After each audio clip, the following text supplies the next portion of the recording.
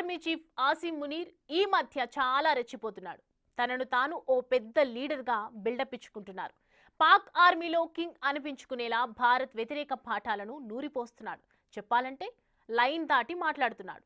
పాక్ రాజకీయ నిర్ణయాల్లో తలదూరుస్తున్నాడు. తానే నెక్స్ట్ అన్నట్లుగా కలరింగ్ పెంచుతున్నాడు.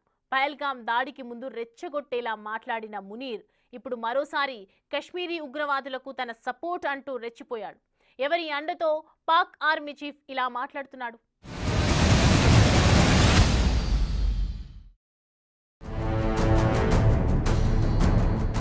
Pakistan army chief Asim Munir extra innings play చేస్తున్నట్టు కనిపిస్తోంది.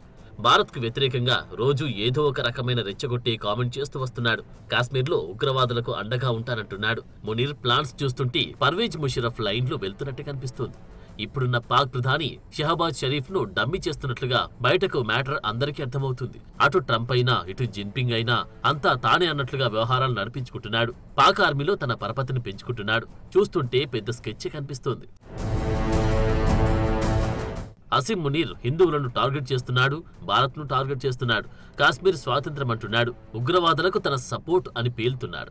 ఎటు చేసి పాక్ ఆర్మీని, జనాన్ని భారత్కు వ్యతిరేకంగా ఉసిగొల్పడంలో బిజీగా ఉంటున్నాడు. పట్టుమని పాకిస్తాన్ గట్టిగా యుద్ధం చేస్తే 4 రోజులకు సరిపడా మాత్రమే, అంటే 96 గంటలకు సరిపోయి ఆయుధ సామాగ్రి మాత్రమే ఉంది. అలాంటిది భారత్పై కయ్యానికి కాల్దువేలా ఆసిమ్ మునీర్ వ్యవహారం నడిపిస్తున్నారు. తెర వెనుక రహస్య మిత్రుల సపోర్ట్ తోనే ఆసిమ్ మునీర్ ఇలా రెచ్చిపోతున్నాడంటున్నారు. మేం నిండా మునిగాం, మీరు కూడా మునిగాలి, ఇదే ఫార్ములా ఉన్నట్లుగా తెలుస్తోంది.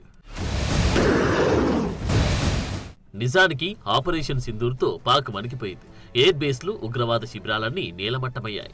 మన మిసైళ్లను తట్టుకోలేకపోయారు. మధ్యలో చైనా సీక్రెట్ హెల్ప్ తో మనపై అటాక్ చేసే ప్రయత్నాలు చేసినా అవి ఫలించలేదు. అలాంటిది మళ్లీ ఆసిమ్ మునీర్ రెచ్చగొట్టే కామెంట్ చేయడం వెనుక పెద్ద స్కెచ్ ఏదైనా ఉందా అన్న అనుమానాలు బలపడుతున్నాయి.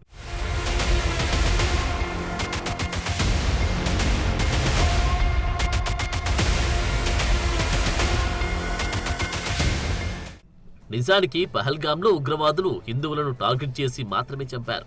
ఏప్రిల్ 22న జరిగిన ఆ ఉగ్రవాద దాడిలో 26 మంది అమాయకులు బలయ్యారు. టెర్రరిస్టులు అలా హిందువులని టార్గెట్ చేయడం వెనుక అంతకు కొద్ది రోజుల ముందు ఆసిమ్ మునీర్ భారత్లో హిందూ ముస్లింల గురించి చేసిన కామెంట్లే అంటున్నారు. అది చాలదన్నట్లుగా ఇప్పుడు కాశ్మీర్ ఉగ్రవాదులకు మద్దతిస్తామంటున్నాడు.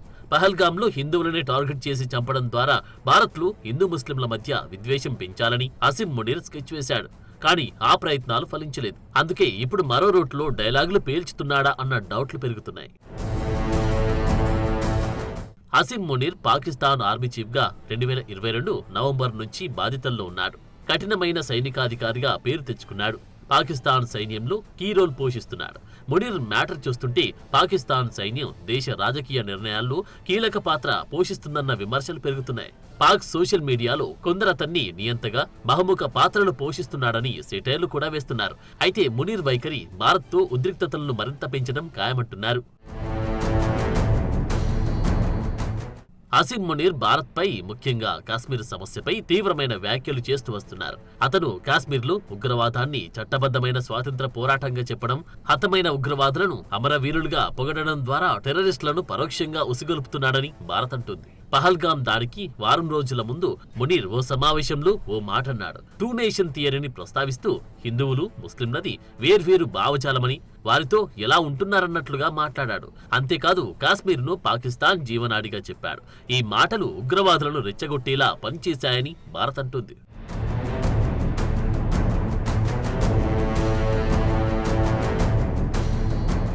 పహల్గాం దాడి తర్వాత భారత్ ఆపరేషన్ సింధూర్ పేరుతో పాకిస్తాన్లోని ఉగ్రవాద స్థావరాలపై దాడులు చేసింది. ఇందులో పాకిస్తాన్ సైనిక స్థావరాలు కూడా టార్గెట్ అయ్యాయి. ఈ దాడులు పాక్కు చాలా నష్టం కలిగించాయి. ముఖ్యంగా రావల్పిండిలోని నూర్ఖాన్ ఎయిర్ బేస్, చక్వాల్లోని మురిద్ స్థావరం, జాంగ్ జిల్లాలోని రఫీకీ స్థావరం దెబ్బతిన్నాయి. ఓవైపు తన సైన్యానికి ఇంత నష్టం జరిగినా ఈ దాడుల తర్వాత కూడా ఆసిమ్ మునీర్ తన వైఖరిని మార్చుకోలేదు. జూన్ 29న కరాచీలోని పాకిస్తాన్ నావల్ అకాడమీలో జరిగిన కార్యక్రమంలో మునీర్ మళ్లీ భారత్పై నోరు పారేసుకున్నాడు. భారత్ దాడులకు ఈసారి బలంగా స్పందిస్తామని, భారత్ చేసే అటాక్స్ కు అంతే ధీటుగా బదులిస్తామన్నాడు. కాశ్మీర్లో ఉగ్రవాదాన్ని చట్టబద్ధమైన పోరాటంగా చెప్పుకొచ్చాడు. భారత్కు వ్యతిరేకంగా మాట్లాడితేనే హీరో అవుతానని అనుకోవడమే ఈ పరిస్థితికి కారణమంటున్నారు. కాశ్మీర్పై ఆసిమ్ మునీర్ కామెంట్స్ ను తేలిగ్గా తీసుకోవడానికి లేదు. కాశ్మీర్ను పాకిస్తాన్ జీవనాడిగా పేర్కొనడం వెనుక చాలా మతలబుంది. ఇప్పుడు మనం సింధు జలాలను పాక్కు వెళ్లకుండా ఆపేశాం కదా, అదే కాశ్మీర్లో అలజడి రేపి మొత్తంగా తమ ఆధీనంలోకి తెచ్చుకుంటే నీళ్లు ఆటోమేటిక్ గా వస్తాయన్న కుతంత్రం ఉంది. ఐక్యరాజ్యసమితి తీర్మానాలన్నాడు, కాశ్మీరీ ప్రజల ఆకాంక్షలన్నాడు, న్యాయమైన పరిష్కారం కోసం పాకిస్తాన్ పోరాడుతుందన్నాడు. సో ఇవన్నిటికీ కారణం పీఓకే సహా మిగతా కాశ్మీర్ ప్రాంతాల్లో అలజడి రేపడమే. అసిం మునీర్ చేసిన కామెంట్స్ ఉగ్రవాదులను రెచ్చగొట్టి దాడులకు పాల్పడేలా చేస్తుందని భారత్ ఆరోపిస్తుంది.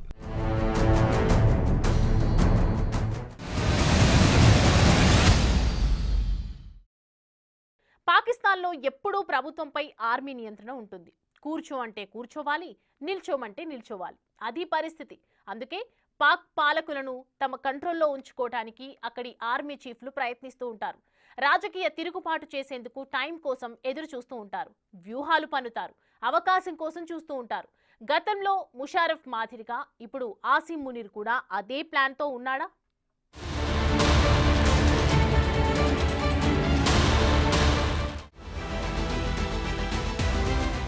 పాక్ ఆర్మీ చీఫ్ ఆసిం మునీర్ కీలక పదవి కోసం స్కెచ్ గట్టిగానే వేస్తున్నట్లుగా అర్థమవుతోంది.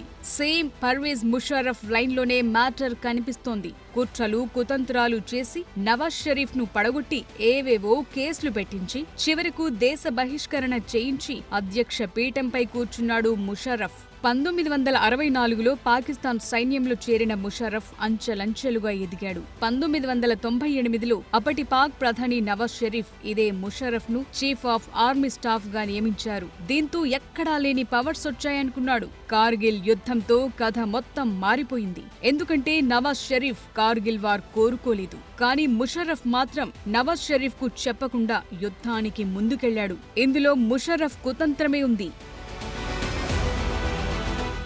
1999లో కార్గిల్ వార్ తర్వాత నవాజ్ షరీఫ్ ముషారఫ్ మధ్య వైరం తారస్థాయికి వెళ్లింది. ముషారఫ్ ను తొలగించి జియావుద్దీన్ భట్ ను కొత్త ఆర్మీ చీఫ్ గా నియమించేందుకు నవాజ్ ప్రయత్నించారు. 1999 అక్టోబర్లో ముషారఫ్ శ్రీలంకలో ఉన్నప్పుడు ఈ నిర్ణయం తీసుకున్నారు. ముషారఫ్ విమానం ల్యాండింగ్ కు అనుమతి కూడా ఇవ్వలేదు. అయితే పాక్ సైన్యం ముషారఫ్ కే సపోర్ట్ చేసి విమానాశ్రయాన్ని స్వాధీనం చేసుకుంది. సైన్యం మద్దతుతో ముషారఫ్ ఇస్లామాబాద్ లో నవాజ్ షరీఫ్ ప్రభుత్వాన్ని పడగొట్టి సైనిక తిరుగుబాటు ద్వారా అధికారం చేపట్టాడు. ఆయన తనను తాను చీఫ్ ఎగ్జిక్యూటివ్ గా ప్రకటించుకున్నాడు. రాజ్యాంగాన్ని సస్పెండ్ చేశాడు. దేశంలో సైనిక పాలనను ప్రవేశపెట్టాడు. 2001లో తనను తాను అధ్యక్షుడిగా ప్రకటించుకున్నాడు. ఇది రాజ్యాంగేతర చర్య అయినా సైనిక బలంతో దీన్ని సమర్థించేలా చేసుకున్నాడు. తాలిబన్లపై ఆఫ్ఘనిస్తాన్ యుద్ధంలో అమెరికాకు సపోర్ట్ ఇవ్వటం ద్వారా ముషారఫ్ అంతర్జాతీయంగా తన పాలనను సమర్థించుకున్నాడు. ఇది ఆయనకు నాడు అమెరికా నుంచి ఆర్థిక సైనిక సహాయాన్ని తెచ్చిపెట్టింది. సేమ్ టు సేమ్ ఇప్పుడు కూడా పాక్ ఆర్మీ చీఫ్ ఆసిం మునీర్ కథ అలాంటి లైన్లోనే నడుస్తోంది. ఎందుకంటే జూన్ 18న ఆసిం మునీర్ వైట్ హౌస్ లో డొనాల్డ్ ట్రంప్ తో లంచ్ మీటింగ్ లో పాల్గొన్నాడు. ఈ భేటీ భారత్ లో వివాదాస్పదంగా మారింది. ఎందుకంటే ట్రంప్ భారత్ పాకిస్తాన్ ఉద్రిక్తతలను తగ్గించడంలో తాను మధ్యవర్తిత్వం వహించానని మునీర్ ను అద్భుతమైన నాయకుడిగా ప్రశంసించాడు. పైగా పెహల్గాం దాడి విషయంలో పాక్ ప్రేరేపిత ఉగ్రవాదాన్ని ట్రంప్ ఖండించలేదు. పీఓకే నుంచి వచ్చి దాడి చేసిన ఆ మాట మాట్లాడలేకపోయాడు. మరోవైపు ఇరాన్ ఇజ్రాయెల్ వార్ జరిగిన టైంలో పాకిస్తాన్ ను అమెరికా వైపు ఉంచుకోవటానికి మునీర్ ను లంచ్ మీటింగ్ కు ట్రంప్ పిలిచాడన్న వెర్షన్ కూడా వినిపించింది. ఏదైతేనేం ఆసిం మునీర్ అమెరికా అధ్యక్షుడితో వైట్ హౌస్ లో చెట్టాపట్టాలేసుకుని తిరగటం ద్వారా పాకిస్తాన్ లో తన పరపతి పెంచుకున్నాడు. అధికారానికి ఒక స్టెప్ ముందుకేశాడు. అవసరం కోసం, రాజకీయాల కోసం, గేమ్ నడిపించడం కోసం అమెరికా ఏదైనా చేస్తుందని ట్రంప్ నిరూపించాడు. ఎందుకంటే అమెరికాపై ఉగ్రవాద దాడి 9/11 ఎవరూ మర్చిపోలేరు. అలాంటి దాడికి కారణమైన ఒసామా బిన్ లాడెన్ కు ఆశ్రయమిచ్చింది పాకిస్తానీ అన్న విషయాన్ని ట్రంప్ కు అర్థమయ్యేలా కామెంట్లు చేశారు భారత నేతలు. మరోవైపు పాకిస్తాన్లో అధికార ప్రభుత్వానికి, పాక్ సైన్యానికి పెద్దగా తేడా ఉండదు. ఎందుకంటే ఆర్మీనే ఓ రాజకీయ శక్తిగా ఉంటుంది. చైనా అమెరికా దృష్టిలో హీరో అనిపించుకుంటే స్వదేశంలో నెక్స్ట్ స్టెప్ వేసేందుకు తిరుగుండదు అని మునీర్ అనుకోవచ్చు. అందుకే రాజకీయంగా అడుగులు వేస్తున్నాడా, అందులో భాగంగానే భారత్ వ్యతిరేక కామెంట్స్ చేస్తున్నాడా అన్న చర్చ జరుగుతోంది. ఆసిం మునీర్ ఇటీవలే ఫీల్డ్ మార్షల్ హోదా పొందాడు. దీంతో పాకిస్తాన్ సైన్యంలో అతడి స్థానం మరింత పవర్ఫుల్ అయిపోయింది. సో ఇప్పుడు మునీర్ రెచ్చగొట్టే కామెంట్స్ తో భారత్ మరింత అలర్ట్ అవ్వాల్సి ఉంది. ఎందుకంటే మనతో పాకిస్తాన్ యుద్ధం చేస్తే మనం చైనాతో చేసినట్లే. ఎందుకంటే రహస్యంగా సపోర్ట్ ఇస్తూ చైనీస్ మిసైల్స్ ని అందిస్తుంటుంది. అందుకే పాక్ రెచ్చిపోతుంటుంది. పాకిస్తాన్ ఉగ్రవాదాన్ని ఎలా ప్రేరేపిస్తుందో అంతర్జాతీయ వేదికల్లో భారత్ బహిర్గతం చేయాల్సి ఉంది. ఇప్పటికీ ఆపరేషన్ సింధూర్తో ఆధారాలు అన్ని దేశాలకు పంపింది. పాకిస్తాన్ ఉగ్రవాద చర్యలను మానుకోవాలని గతంలో ఒబామా చెప్పినట్లుగా ఇప్పుడు ట్రంప్ నోటి నుంచి కూడా అలాంటి మాటలు చెప్పించాలి. అప్పుడే ఆసిమ్ మునీర్ గేమ్కు ఎండ్ కార్డ్ వేయొచ్చు.